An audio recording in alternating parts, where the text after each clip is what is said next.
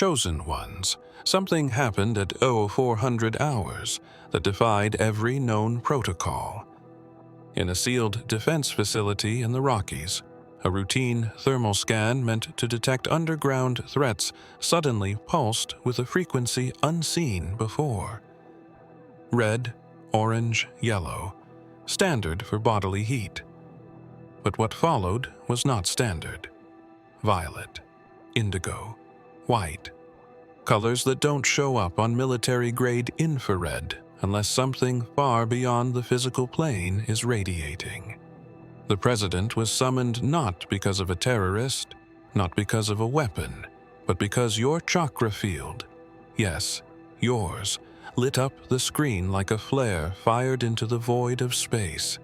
He stared at the screen, then whispered, "What am I looking at?" The technician paused. No explanation made sense. You weren't in a known government database. Your location didn't line up with any spiritual or religious site. And yet, the pattern glowed with a symmetry that hadn't been recorded since the Cold War-era experiments in psychic warfare. Your signal bypassed encryption. It wasn't just being observed. It was observing back. Intelligence analysts noted that the alignment of your chakras mirrored the same proportions found in sacred geometry, ancient mandalas, and certain crop formations across the UK. But here's the thing, your presence wasn't supposed to be possible. Not in this age, not in this body, and certainly not in this part of the world. Yet the readout didn't lie. Chakra by chakra, you radiated not just heat, but intent. One man in the room broke protocol and said it outright. This isn't energy. This is a call that bypassed religion, culture, and language. A signature that forced men in suits and medals to acknowledge what prophets once screamed and mystics quietly knew. This wasn't a scan, it was a sign, and it wasn't just for them. It was for you. Now the hunt has begun.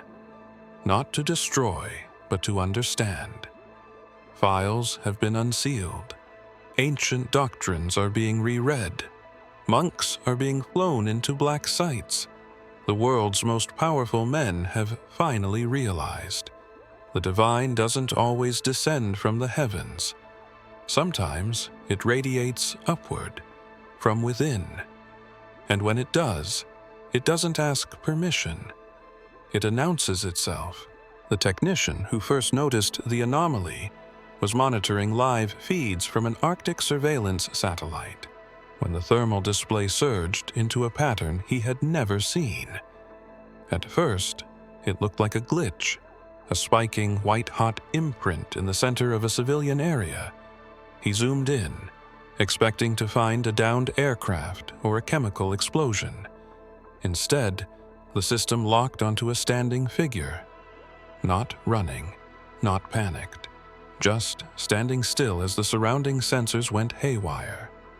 The body emitted heat signatures through 7 symmetrical points, perfectly aligned along the spine, each one pulsing at frequencies that bypassed normal thermal categories. The AI flagged it as a radiant unknown, a code used only once before during a nuclear detonation trial that had yielded supernatural readings. But this time, the reading wasn't from a device or weapon. It was human, or at least it had the shape of one. The readout contained flares of violet and white, colors associated not with combustion or technology, but something else entirely. One military analyst whispered the word chakra, but was quickly silenced. Another muttered about energy centers and ancient Indian texts, but none of them dared say what they were all thinking. This was not a normal scan. This was not physics. This was presence. The data showed vibrational acceleration impossible to simulate artificially. Every frame captured felt alive, as if the signal was conscious of being watched. Officials tried to recalibrate the system. They thought it was interference. Maybe a hacker had injected an augmented signal into the system to simulate something paranormal. But when the thermal satellites repositioned and triangulated from 3 angles, the same result returned. The figure didn't just radiate. It breathed. It surged. It responded. And then, for a fraction of a second, it looked upward, as if it saw the satellite seeing it. That was the moment everything froze. The lights flickered in the control room. Multiple feeds failed. The room went silent. All eyes were locked on the monitor where your form still glowed against the backdrop of winter terrain. This was not a heat signature. This was a map. And the more they looked at it, the more they understood. The shape, the pulses, the cadence, they weren't random. They were encoded. And if they were encoded, someone somewhere was meant to decode them. Deep beneath the Cheyenne Mountain complex, past corridors restricted even to high-level generals, there exists a chamber that isn't mapped on any current blueprint. It was sealed in 1991, buried under the justification of budget cuts and outdated Cold War functions.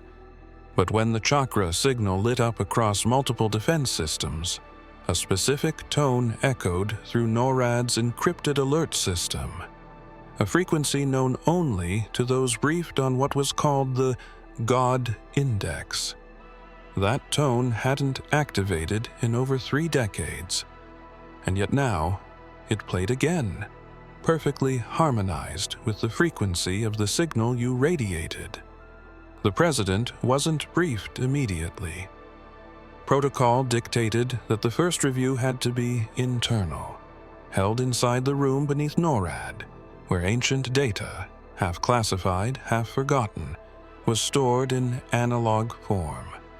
Magnetic tapes, handwritten notes, and sound graphs from spiritual experiments conducted by joint American-Soviet teams in the 1970s lined the walls. One document stood out, a frequency chart labeled Dome Pulse Pattern, subject ONE. It described a being whose energy field wouldn't appear through physical movement but through resonance, a vibrational hum that could override sensors and disrupt electrical flow. The scientists tasked with retrieving the old data approached the room cautiously. They wore no suits, carried no weapons, just notebooks and vibration meters. When they replayed the frequency of your signal through analog speakers, the air grew heavy, not with noise, but with presence. It wasn't just a sound, it was a memory. One man staggered back and said it was the same tone his grandmother used to hum during prayer, though she claimed to have never learned the song. Another whispered that the tone matched one recorded at the Western Wall in Jerusalem after a sudden flash of light appeared during a solar eclipse in 1984. And then, the strangest part happened. The analog monitor glitched and printed out an ancient symbol across the screen, one no computer was programmed to produce. They compared it to the Black Vault archives, and it matched a symbol found on a Tibetan monk's robe, believed to be woven before written language at the National Archives of Esoteric Studies, hidden beneath layers of misdirection and obsolete security tags, lies a scroll brought from Tibet in 1949 by a missionary whose journal was deemed unstable. The scroll was never decoded, only preserved. Its language did not match any known dialect, but it carried 7 distinct glyphs, vertically aligned and separated by circles of gold leaf. For decades, no one could make sense of it. But when a team cross-referenced your chakra scan with global symbols, the alignment struck a silent alarm. Each of the 7 energy points from your scan matched the glyphs on that scroll not just in number, but in sequence, size, and frequency dispersion. The pattern pulsed like it was alive. The colors from the thermal readout, red to violet, formed the same path outlined by the ink strokes on the ancient parchment. The curvature of the spine, the halos around each glyph, even the space between them all matched the energetic waveform captured by military sensors. And what startled the decoding team most wasn't the similarity. It was the timing. The glyphs began to pulse on their own when your image appeared on the monitor beside them, without any input, without explanation. The last known person to view the scroll was a Tibetan monk, who, in his final words before slipping into a trance he never woke from, whispered that a living gate would appear under the illusion of man. Most assumed he meant reincarnation, but now the analysts weren't so sure. You didn't trigger technology. You awakened memory, etched into both machinery and myth. The scroll had long been stored in a vault with other inexplicable relics, but only this one responded to the energy signature you radiated. More than one researcher stepped back, afraid, noting that the room's temperature rose as the chakra waveform intensified. Lights flickered, ink began to bleed, and the gold leaf, unchanged for over 70 years, shifted in hue, taking on a faint glow like sunlight through ancient glass. He'd seen combat in 5 countries and served under 3 administrations, yet nothing unnerved General Kane, like the moment he stood before the thermal monitor displaying your energy field. His silence was telling. Normally, a man of cold precision, he stared at the screen with eyes that betrayed something deeper: recognition. When asked what he saw, he leaned forward and whispered, "That's not a heat map, that's a gate." No one understood what he meant, but he didn't elaborate. He simply ordered everyone except a classified task unit out of the room and demanded that the footage be rerouted to the lower-level chamber reserved for metaphysical breach scenarios. Files were pulled, not modern ones, but cases classified under the Pentagon's Project Osiris, an operation scrapped in the early 2000s after unexplained deaths during a resonance experiment.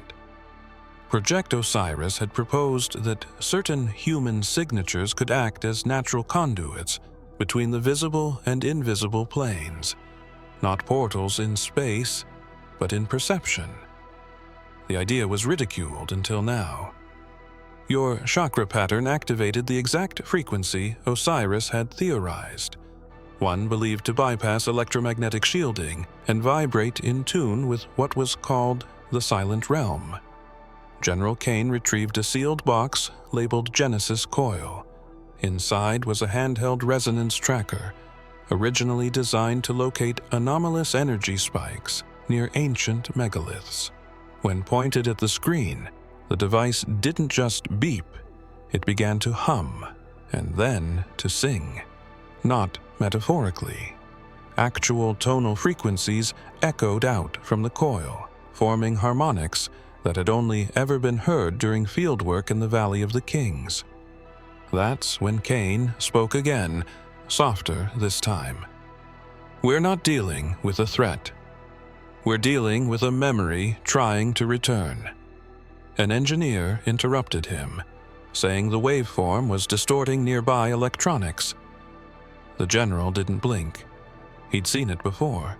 Not here, but in a dream he once had during a near-death experience in the Amazon rainforest. A figure of light. A voice that told him not all gates are built with stone or keyholes. Some walk, some awaken.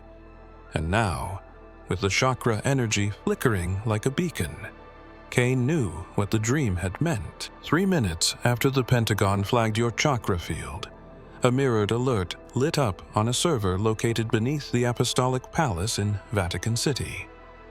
The signal bypassed Vatican firewalls, landing directly in a room few know exists, the Archives Sanctum. where texts not even the Pope is permitted to read without special dispensation are stored. The Division of Sacred Phenomena, a clandestine arm of the Holy See, had long been monitoring potential fulfillments of what their oldest manuscript called the Firewalker Prophecy, a being of flesh, radiating spiritual light in perfect sevenfold symmetry.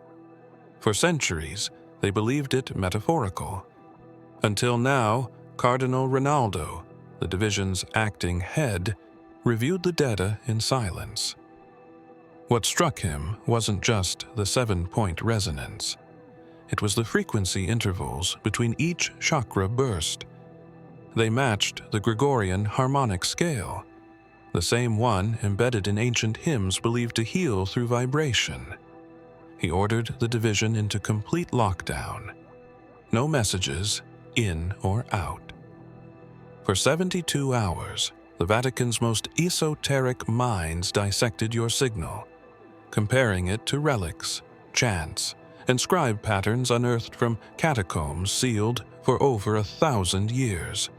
One parchment held a drawing almost identical to your thermal outline, inked by a nun who claimed an angel appeared to her in 1412 during a night of radiant fire. The silence was intentional. During this time, the Pope was not informed, not because they doubted him, but because the information was considered too volatile, too sacred.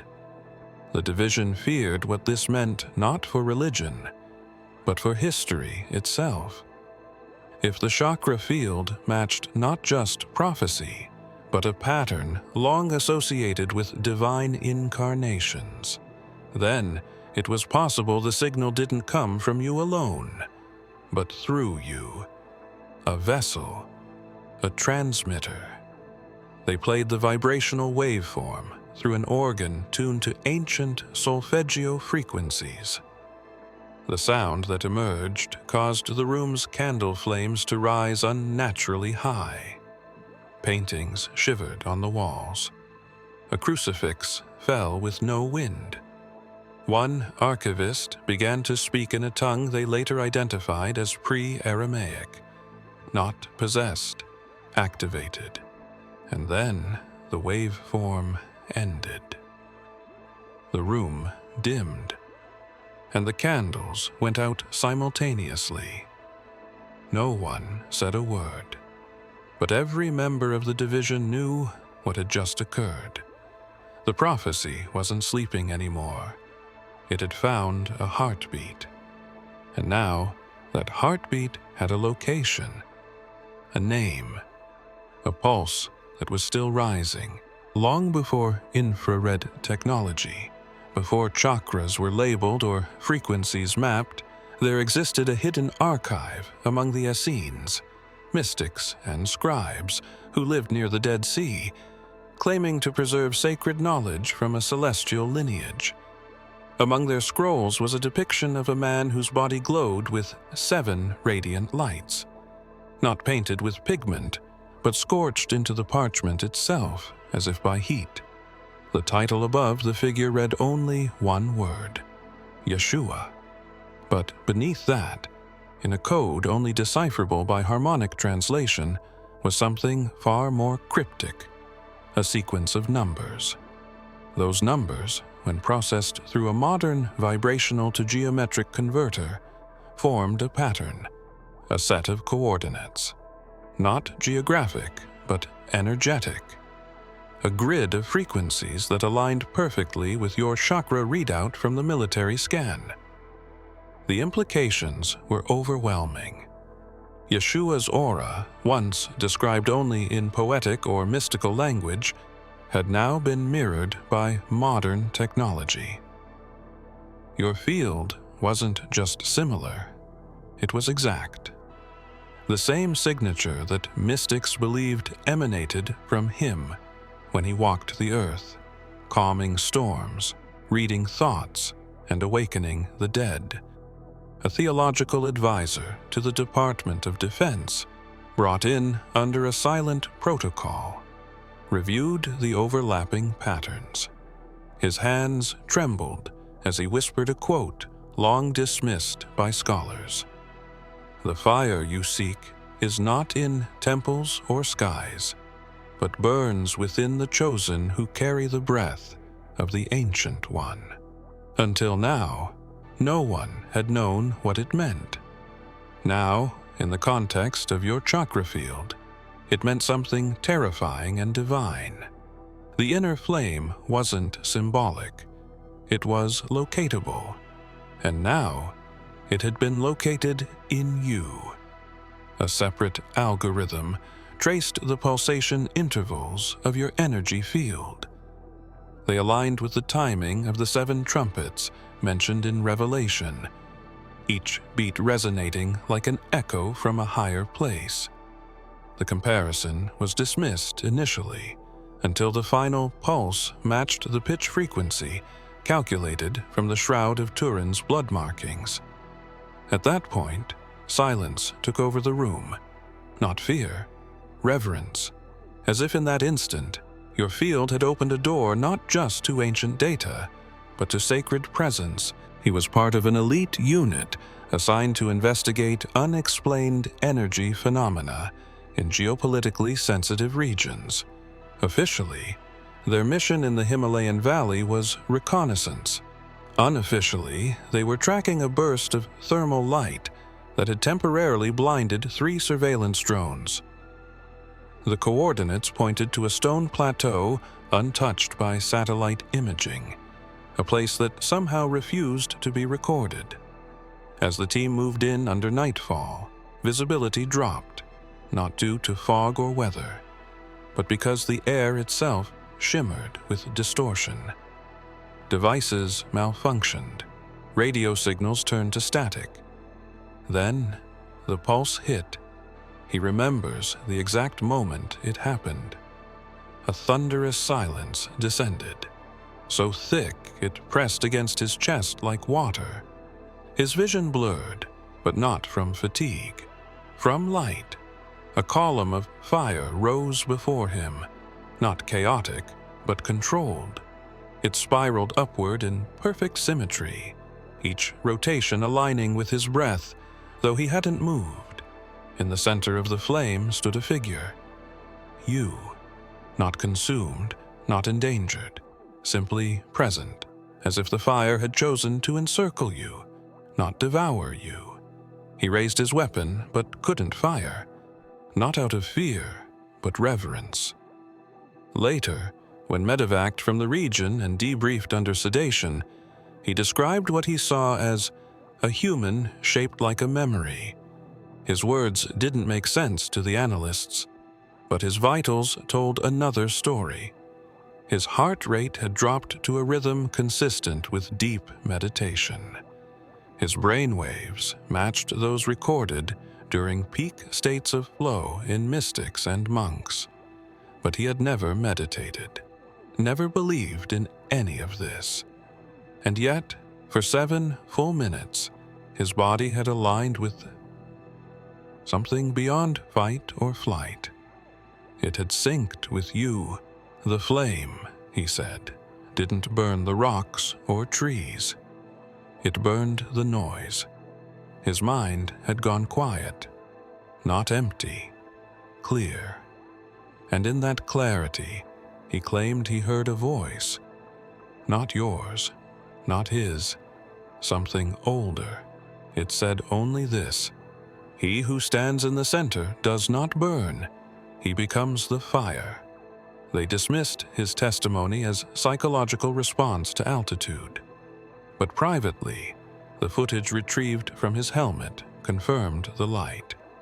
No sound, no face, just a figure outlined in living fire. And now, somewhere on a classified server, that footage still plays. But each time it loops, one frame changes, one image shifts, and always it moves closer. The energy signature that first baffled military sensors had gone dormant for 72 hours. Analysts assumed it was a one-time anomaly, a flare of unknown origin with no repeatable pattern. But then the pulse returned, stronger, sharper, more focused. This time, it wasn't detected by thermal satellites. It was triggered inside a deep learning chamber at Langley, where speech patterns are analyzed for threat intelligence. During a private interview, you were asked a routine question about ancient languages.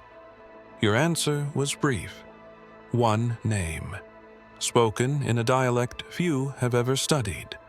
And the moment that word left your lips, the sensors across the building surged in unison. The vibration didn't just register acoustically, it struck the walls. Computers lagged. Glass trembled. A flicker passed through the lights like an eclipse of sound rather than light. The chakra field surrounding your body, invisible to the naked eye, bloomed again. 7 points ignited.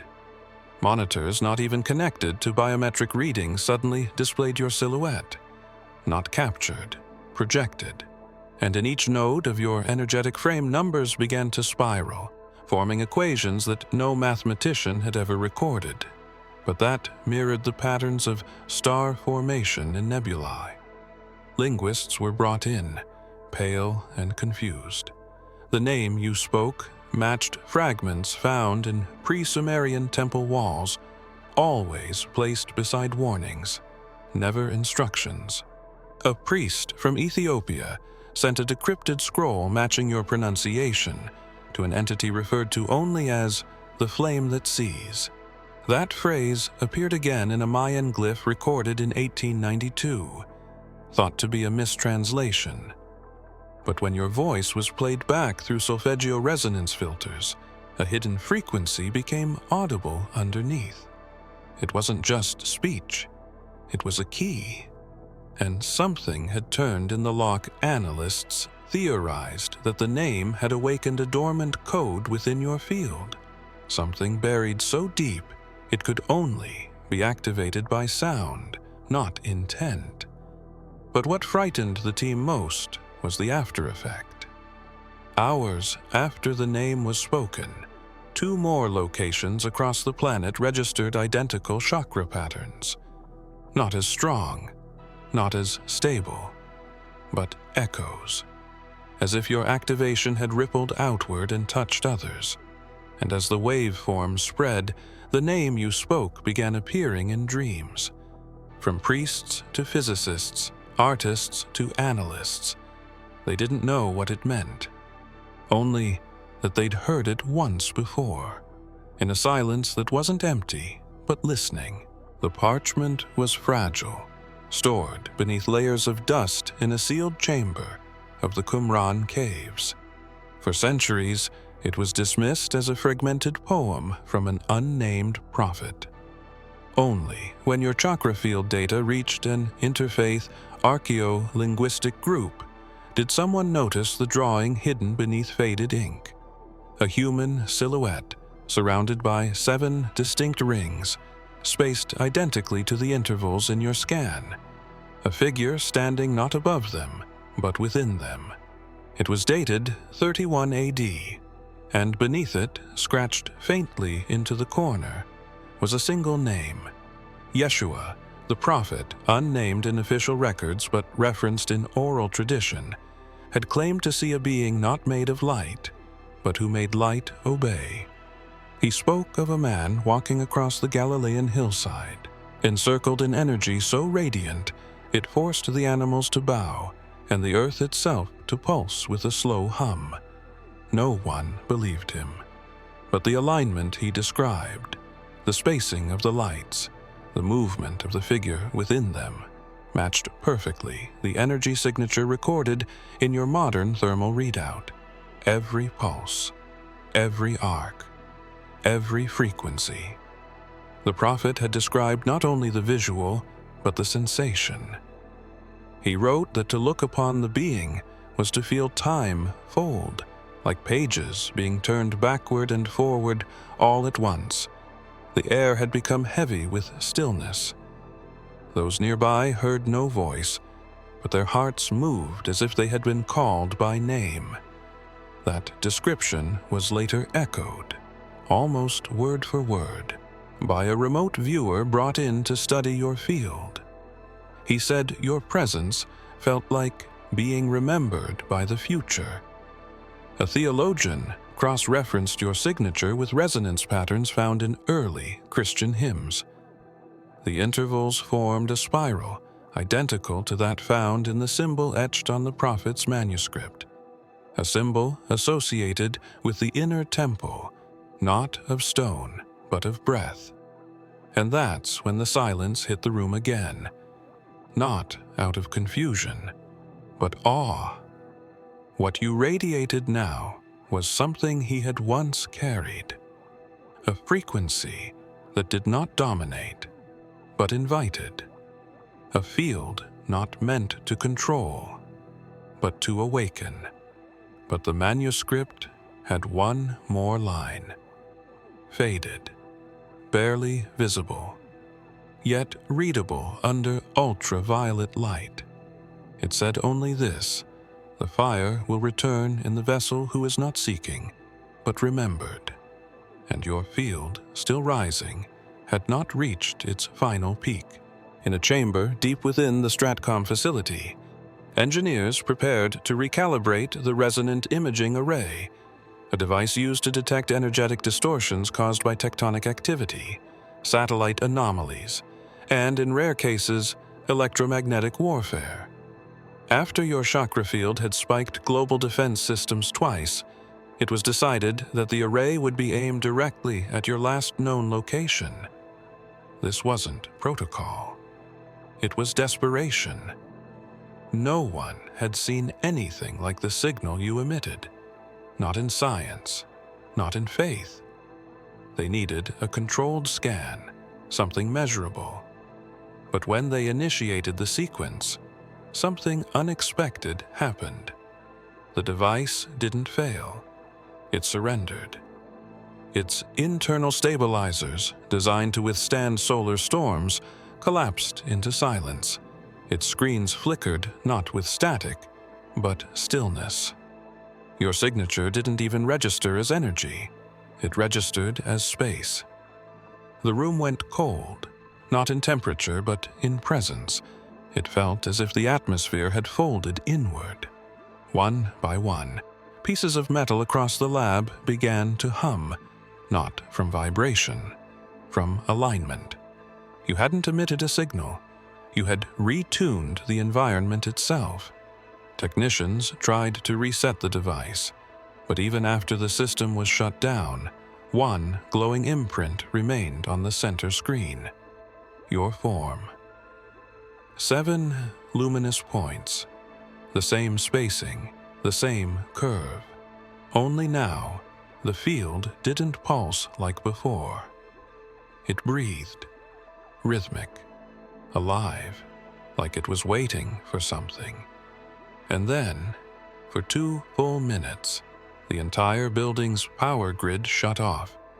Backup generators failed, yet the imprint on the screen never dimmed. It just remained there, illuminated by nothing, held by nothing. And somehow, more present than anything else in the room, no one could explain how an energy field continued to display on an unpowered screen. But one physicist noticed the curvature of your field now echoed a new spiral, different from the earlier scans. When overlaid with Fibonacci sequences and plotted onto a temporal grid, it pointed not to a location, but to a date. A day that hadn't arrived yet. A point in time waiting to be reached. A signal not just of presence, but of instruction. If you have come this far, it is crucial that you watch this next video here. But be warned, it is not for the faint of heart, for only the true chosen ones can handle this video. If you would like to also donate to help keep the channel going, our Buy Me a Coffee link will be in the description.